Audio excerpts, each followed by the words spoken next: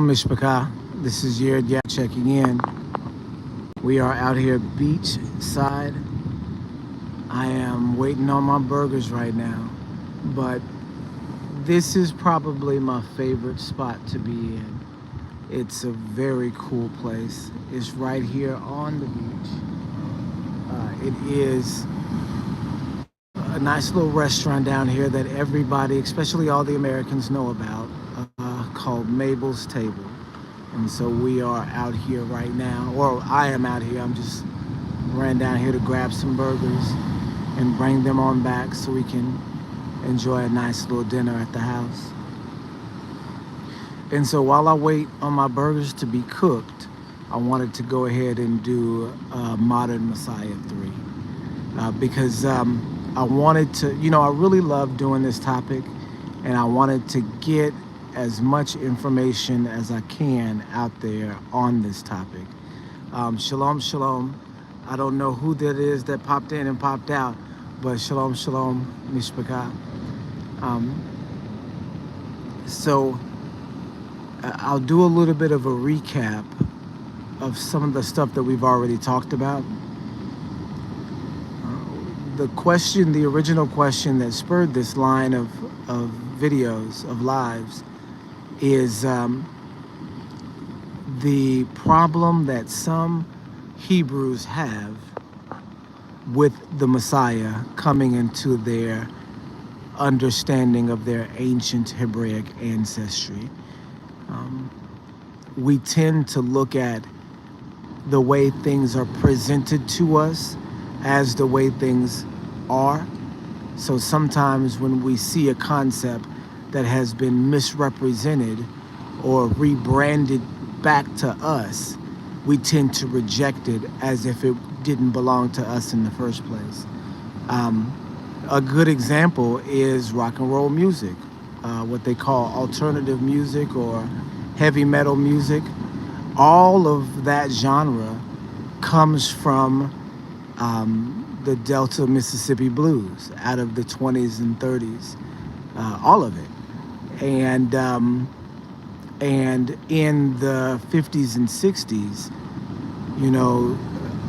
white bands like the Beatles and the Rolling Stones and Elvis and a lot of the people that we know of as the leaders in rock and roll today, adopted that culture and made it their own or formed it into their own image.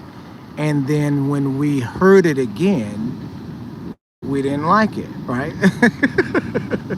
It doesn't belong to us anymore because you've picked it up and made it the way you've wanted it to sound. Okay, we don't recognize that it belongs to us anymore. So much so that in mainstream America right now, you can't even really get nobody to play the guitar anymore because we associate guitar playing with white culture.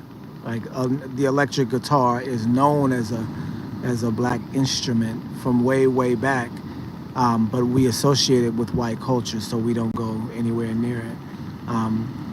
Even me as a kid, you wouldn't catch me, even though I loved the guitar, loved the way that it sounded, I wouldn't associate it with it because, it wasn't a popular thing.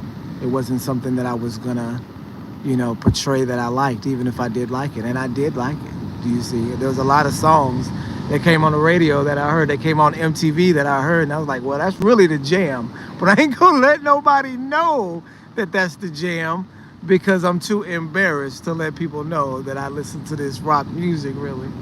But it's just guitar. It's just, turns out that we are the guitarists, and that later on that culture was taken up and refurbished, and now it's something that we don't recognize as our own anymore.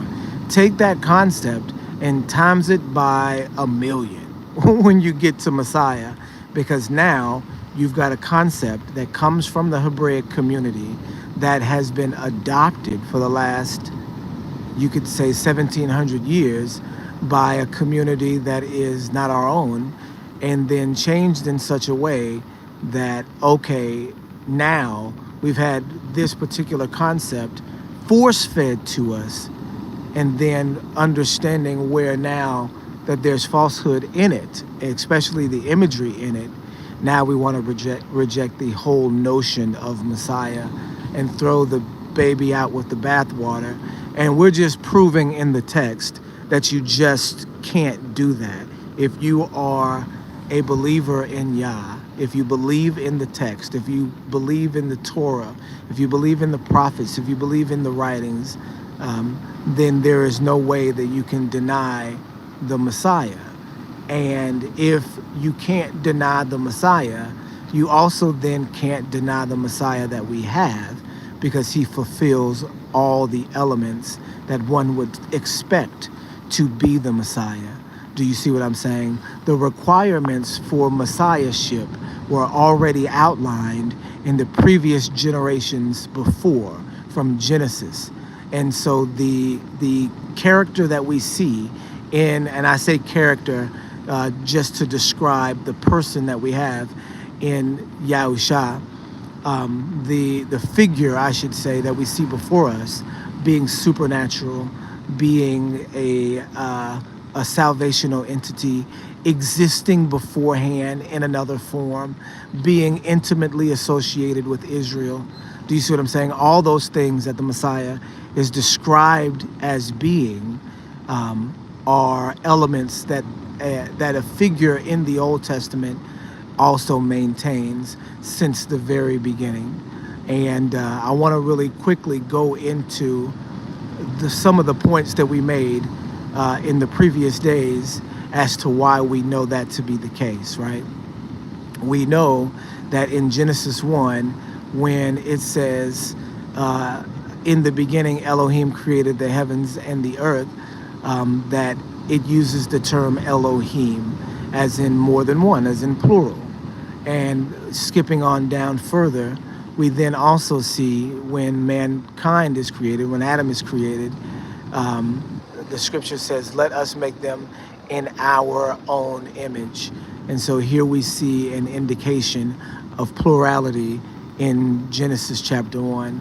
We have that same sentiment repeated in the book of Proverbs when it discusses wisdom as a sentient entity that was with Elohim in the beginning, before the foundations of the world were formed, right? Before the habitable places of the earth, or in the habitable places of the earth, that he was there. He was there in the beginning. It says she was there because of the verb form and the grammatical structure of Hebrew. But in spiritual terms, that term Hakmah is wisdom, and it has feminine characteristics, but it itself is not a feminine spirit. It is the description of a quality of this particular spirit. And this is the spirit that we know is the first fruits of all creatures, according to Colossians, according to 1 Corinthians, the beginning of the creations of the world, right? We know that from the book of Hebrews, and then again, I believe from the book of Colossians, that he created everything, that everything was created for him and by him. We know this also from John chapter 1. In the beginning was the Word, and the Word was with Elohim, and the Word was Elohim. You see, in the Messiah, these concepts are fully explained, that you have the creative process being undertaken by the Messiah, while the word is given, the command is given, and the personification of that commandment comes out spiritually as the Messiah, as a person himself, who takes the form of man through Miriam in the first century. This thing we know because it goes back all the way to Genesis. The elements for the supernaturalism that we find in the New Testament are outlined ages before, right? All of the characteristics, the creative element for him creating the worlds, the supernatural element for him being around at the very beginning, all of these things are satisfied in the text already. This is why Paul can speak on them with such veracity and with such specificity, because these things have already been outlined before. These are things they already knew about Messiah before he came. And then when they see him in the flesh, without the veil, like like the Pharisees when they read the Old Testament. When they see him without the veil, they behold his true image, right? They behold him and take him in fully. And the law, this is, a conversation that a lot of us like to have about Messiah, about him, his antithesis version being lawless, that the law was pointing towards this glory that but could not show the glory itself. And now that we know Messiah, we know that glory. And that makes sense. That makes sense because this is what people were waiting for. If you recognize that in the first century, all these things were things that people were waiting for, then it's not a mystery to you now either. We unlocked all of these mysteries when Messiah showed up, right? And so here we have one of the mysteries knocked down in Genesis 1, creation. We then have another mystery where you have an unnamed angel that wrestles with Jacob and then changes his name, right? This angel wrestles with Jacob. Jacob endures to the whole night, and then when he's done, he blesses him and changes his name to Israel.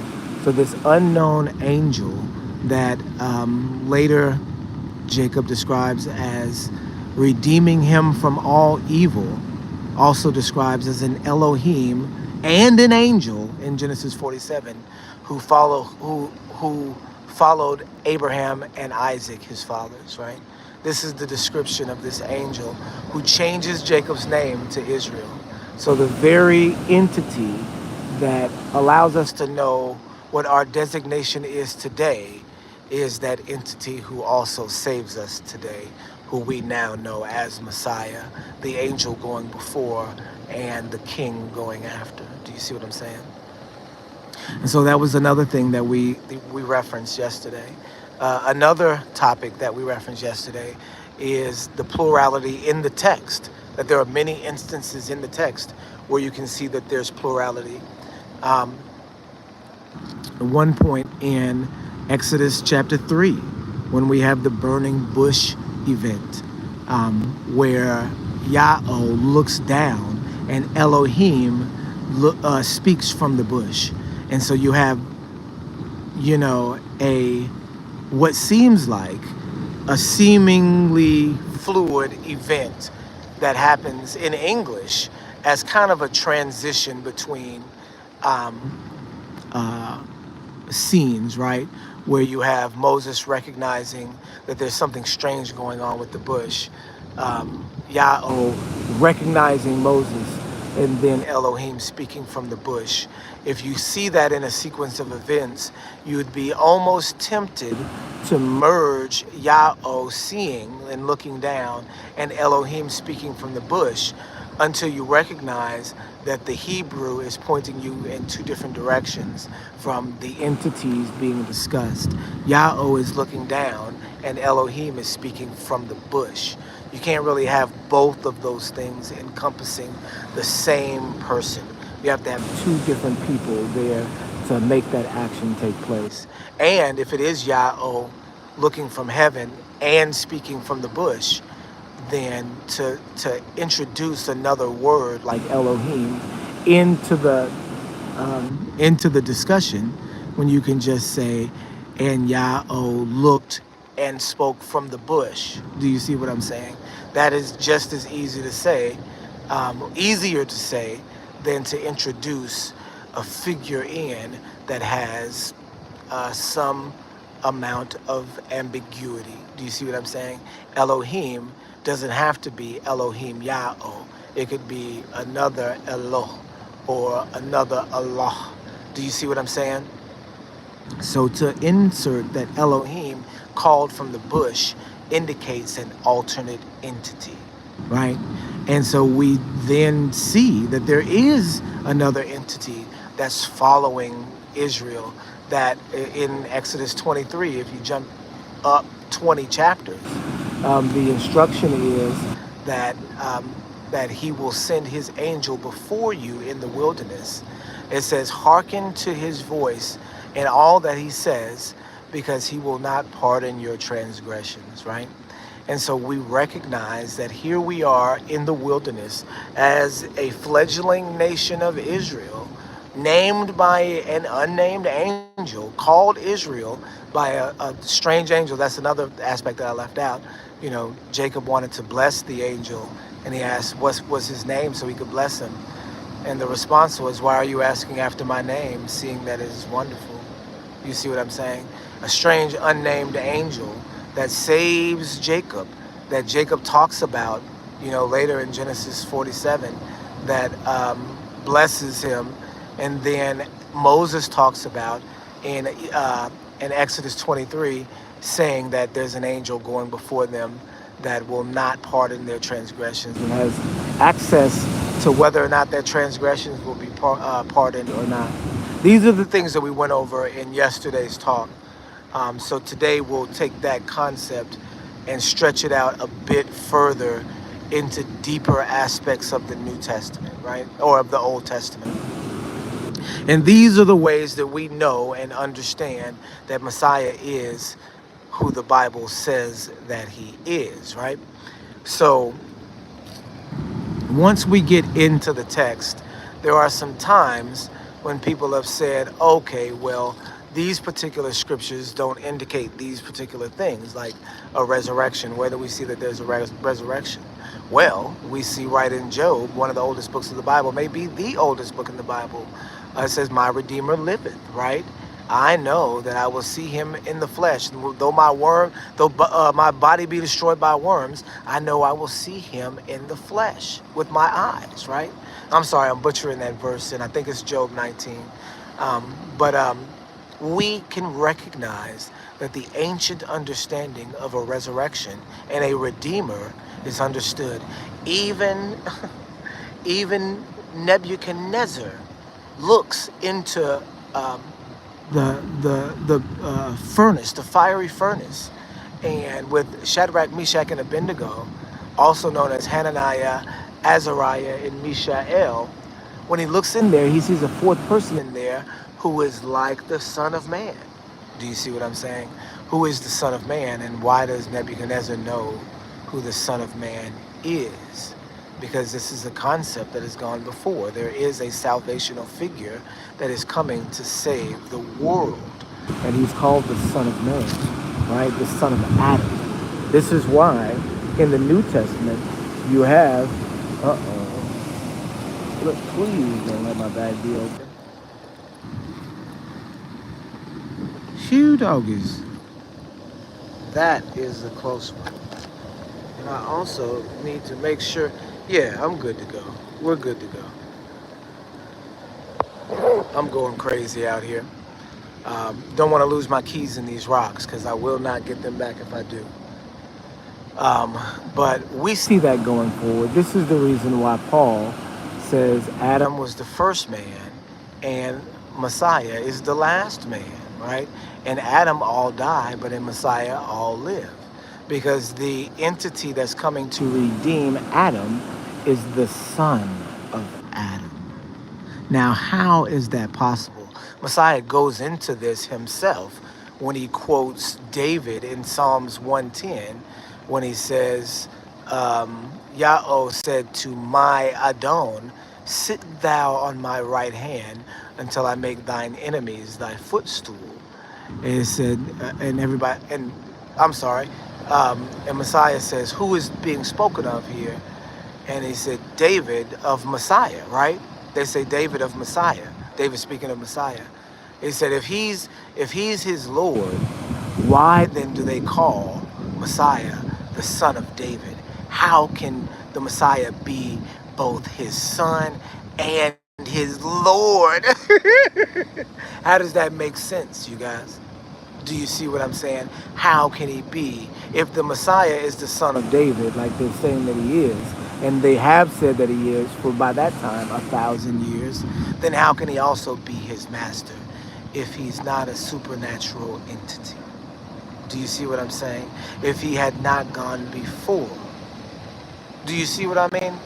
This is David saying to you, okay, there's one that comes after me who will sit on the right hand of Yahweh. And this is my Lord. This is my Adon. This is what David is saying. Do you see what I'm saying? That's why he's saying, thou art a priest forever out of the order of Melchizedek, right? Melchizedek. What order is Melchizedek? How does David know about Melchizedekian order, right? What is special about the Melchizedek order that the Levitical order can't um, satisfy? Well, we have supposedly Paul in Hebrews, what people know that that's not Paul, possibly Josephus. It's possibly Josephus that's the author of Hebrews.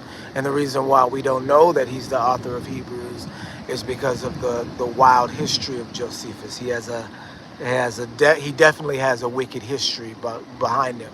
He's not like Paul, and then people believe Paul has a wicked history. Josephus actually has a wicked history, right? Paul does have a wicked history, but he has a for sure change, a for sure wake up moment. And Josephus, you know, may not. Do you see what I'm saying? Josephus may not have the same redeeming qualities as Paul did. Therefore, it may have been necessary to keep his name out of the text, right? Also, if you don't want to elevate his other writings to the level of biblical, do you see what I'm saying? Because Josephus wrote a lot of things. If you put one of his letters in the Bible, that then makes you that then indicates that maybe his other writings need to be there too, and you may not be wanting people to know anything about Josephus because he does also point out Gog and Magog. You see what I'm saying? So we can see that there may be some indication there of some playing around, but from the book of Hebrews, they explain Melchizedek. They said Melchizedek was a greater order than Levi because Levi paid tithes to Melchizedek in Abraham, right? And I believe this is Hebrews 7 or Hebrews 8. I'm always saying Hebrews 7 or 8. That's where everything I know about in Hebrews is stemming from Hebrews 7 and 8. Those are the go-to texts for me in Hebrews. But yeah, that's where the meat of the doctrine is. But So, yeah, so they explain Melchizedek in Hebrews by understanding Melchizedek to be a greater than Abraham, of whom we have no history. Now, some people have identified Melchizedek as Messiah himself, when we know that can't be the case because of when in Hebrews it says, Melchizedek, who we have no mother and father or any genealogy of. Now, when it says now that they don't that there's no mother and father for Melchizedek, people have said, oh, well, this indicates a supernatural entity. Well, the Messiah has a father, right? The Messiah has a mother too. But even going backwards before that, Messiah has a father, right? He's the son of Elohim. So you can't say of whom there is no mother or father, right? Then they say that Melchizedek is Shem because Jasher says that Melchizedek is Shem.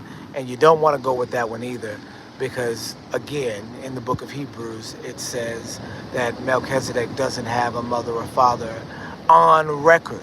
That means that we don't know. This is what it means by that they don't have the genealogy for Melchizedek. They don't know where he comes from. But the only reason they know that he's greater than Abraham is because Abraham paid him tithes, right? They know this only thing about the Melchizedekian line, that he was greater than Abraham as far as priesthood was concerned, because Abraham paid tithes to him. And so Yahusha is going back to that, according to David, Yahusha is going back to that ancient order that predates even Levi and the Zadokians, right? So this is the understanding and this is the interpretation that we have of the text then, because we didn't know then and now we do know. And this is why we have problems with Jasher. We know Hebrews to be factual, factual, right? Because of the doctrine that Hebrews gives. It's beyond, the you would say beyond the superficial approach. You do have to dig to a deeper level to understand Hebrews in the way that it needed to be understood, because the interpretation of Hebrews that we have now is way out of line. But if you understand Hebrews, you then understand it to be very, very factual at a deep level, a really intricate level by somebody who knows the text very well. Um, and then Jasher, when you see Jasher point out, things that there is no evidence for, like Melchizedek being Shem. You don't hear that anywhere else. You don't hear any reference to that anywhere.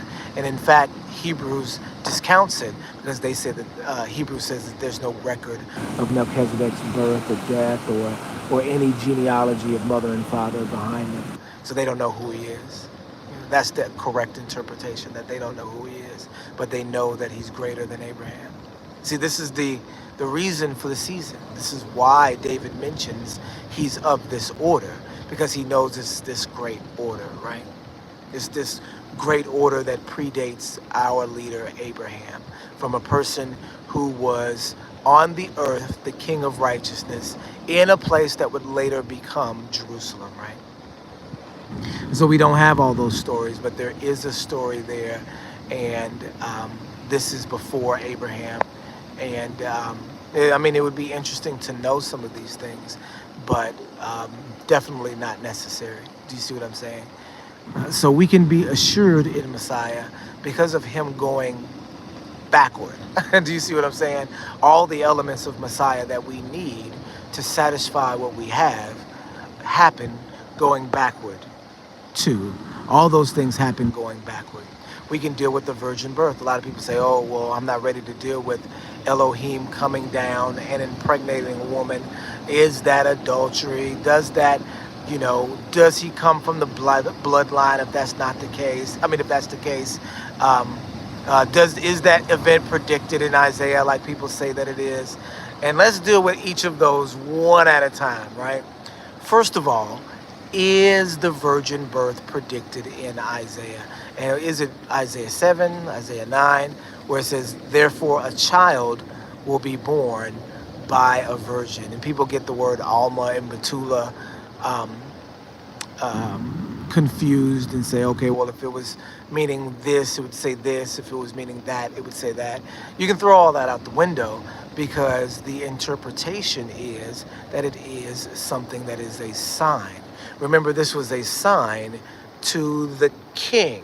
Was it the king? Was it Hazael? Or I can't remember. But it was Isaiah. But remember, this was a prophecy about Isaiah's son, right? And so this prophecy does come to pass. If you go on into the description, Isaiah does have this son, but he doesn't match all of the characteristics that he said is going to come to pass. He said, behold, I will give you a sign, a virgin shall have a son, right? And he will be quick of understanding and all of these other different things. Or he will have the government on his shoulders. I might be conflating two verses there, but you guys know the verse that I'm talking about. So in this particular verse, you have the concept of the thing getting ready to happen being a sign. And so you don't have a young woman getting pregnant and being a sign in any other way that you have it. Do you see what I'm saying? That was the sign that this young woman gets pregnant. So the interpretation that is meant is virgin, right? Someone who shouldn't be getting pregnant and having a son. This was the miracle spoken to come that would be a sign. And lo and behold, we see this thing happen. We see the supernatural implications that, wait a second, we don't know what the significance is of this virgin giving birth, because virgins are what the priest married. Young women would marry priests or marry whoever and give birth all the time. So that's not a sign. A sign would be as if the young woman never knew a man. Do you see what I'm saying?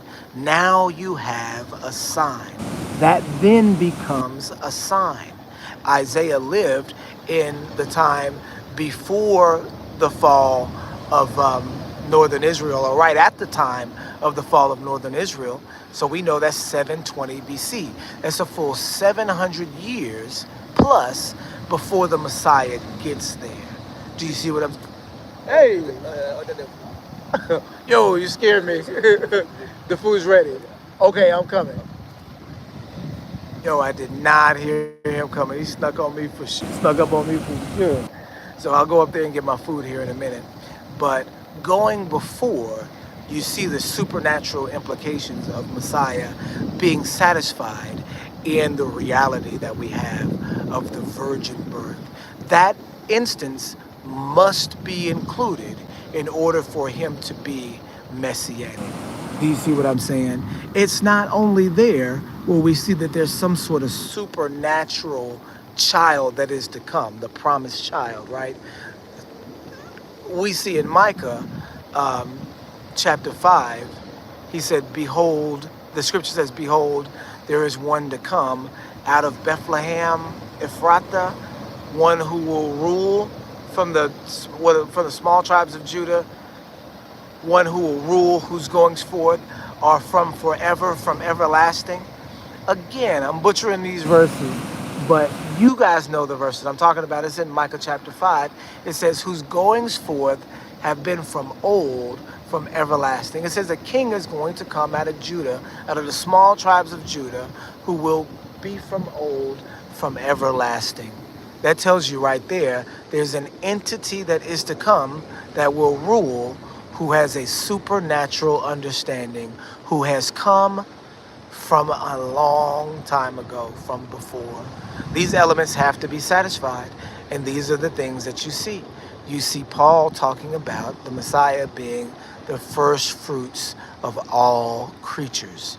You hear Paul talking about that, and people get onto me because of the reference there, the conflation there. But you hear Paul talking about that that all things were created by Messiah and for Messiah. You see John saying the same thing. And then you see this understanding in the text in Genesis that there's a creative element and a secondary creative element in the creation process. You see all of these things in the text before you even get to the life of Yahusha that supports the life that you already know of Yahusha. And then when you get to the reality, you have a whole picture of what you've been looking for going forth from before. Again, the text says in Zechariah chapter 6 that there is a man that is being crowned high priest after the reestablishment of the temple in the city of Jerusalem. This is the time of the Persian exile or the Persian captivity, when the mighty men or the chief men of Judah have been allowed to go and reestablish Jerusalem.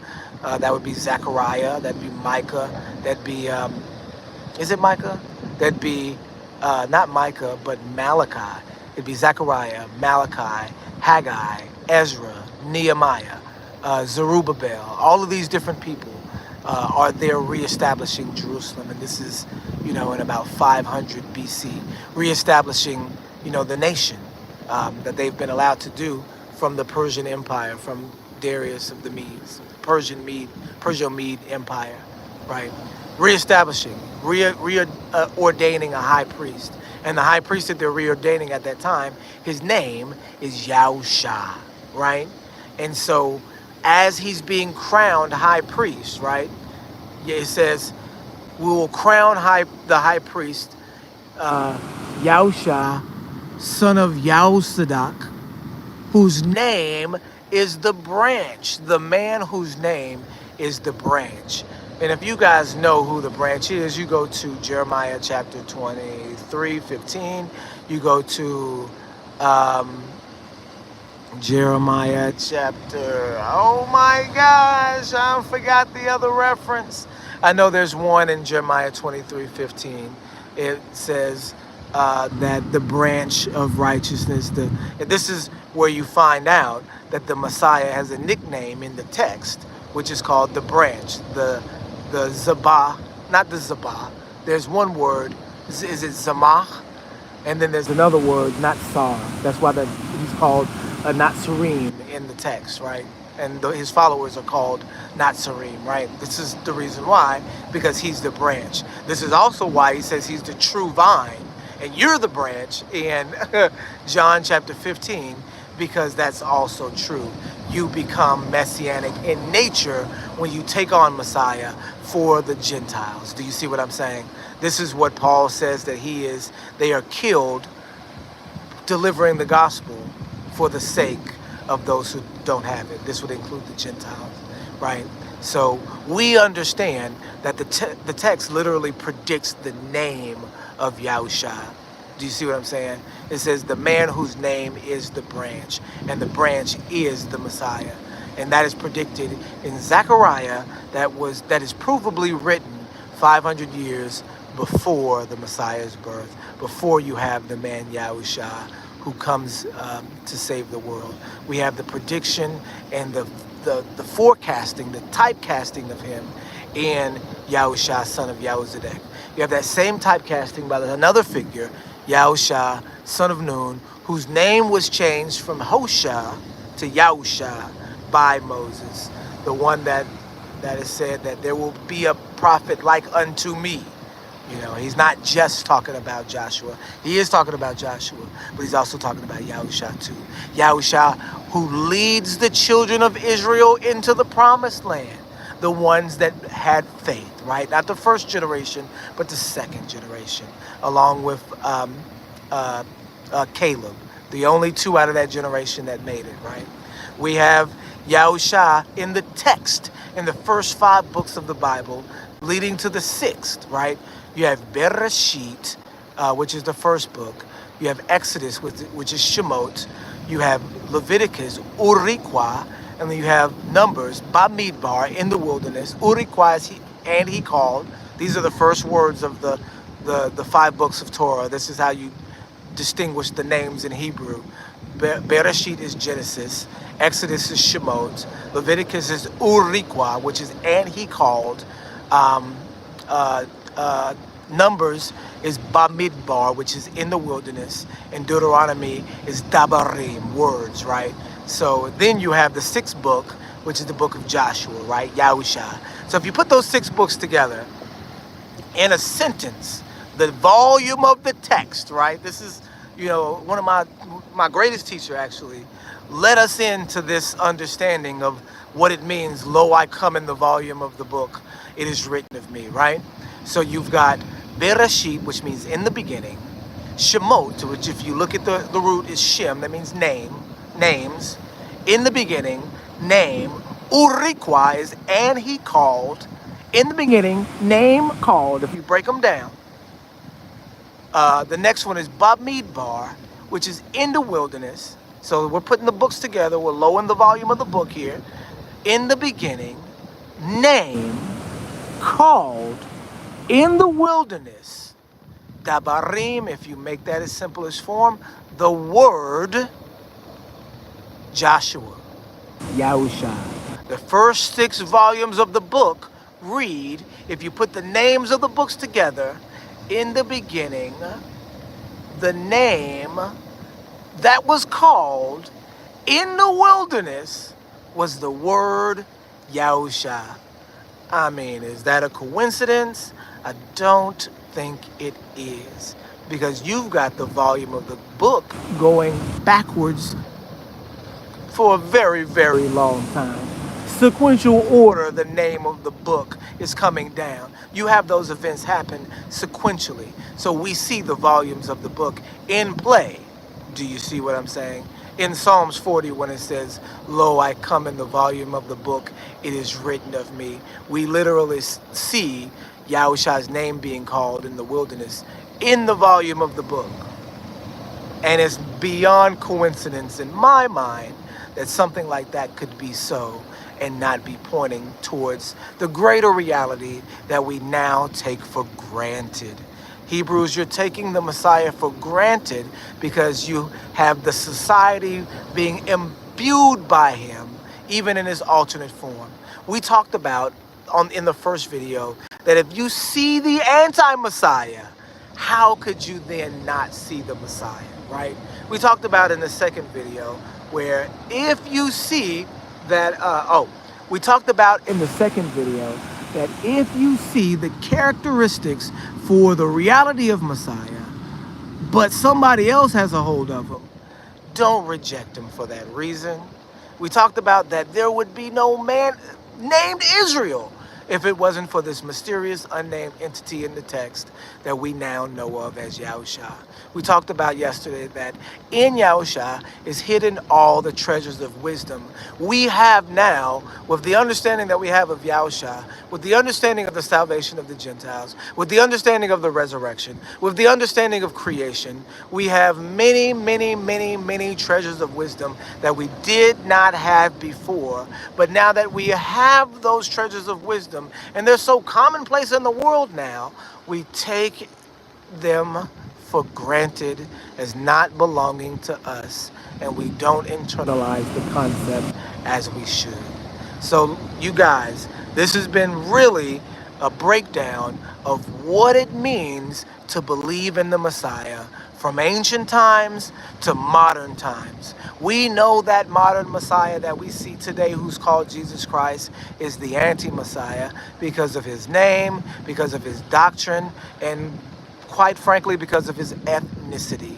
We know that ancient man, that last man Yahusha, who is also ancient. His name is Yahusha, and he comes from way before. His name means Yah is salvation. He was the creative force in creation, the Word who became flesh, who died for our sins, as it says in Isaiah 53, and who's resurrected unto life, where we can have our hope in and ensure an assurance of the world that is to come because of what he did for us.